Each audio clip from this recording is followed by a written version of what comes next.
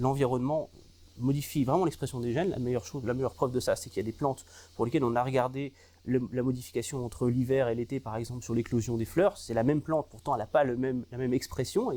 L'été on a des fleurs et pas l'hiver. Et ça, c'est des régulations épigénétiques. Et c'est lié à la température extérieure. Donc ça, c'est très clair.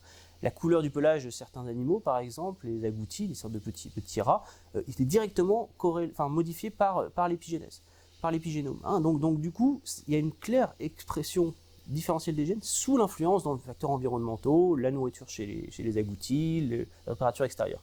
Chez l'homme, il y a aussi énormément de modifications liées à ça, à l'environnement. Donc, par exemple, c'est essentiellement la notion du stress psychosocial, la notion d'exposition aux drogues, aux polluants, etc. Pour aller un peu plus loin dans cette histoire-là, comme l'épigénome, on commence à le comprendre, on dit c'est la méthylation de l'ADN, c'est la conformation 3D, c'est l'expression des micro-ARN, il y a également des variations de l'ADN qui modifient l'épigénome. On commence à voir déjà une chose un peu plus compliquée. Cette modification de l'ADN n'entraîne pas, je dirais, une héritabilité.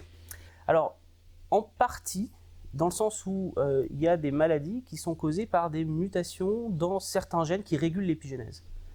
Ou des polymorphismes, donc des choses qui ne sont pas pathogènes en tant que telles, hein, qui sont plutôt des variations de la normale, qui vont venir modifier la façon dont on va méthyler son ADN ou la façon dont on va modifier ses histones. Et donc finalement, l'épigénome, il est lié à l'environnement, mais il est déjà aussi un petit peu en partie lié à la génétique.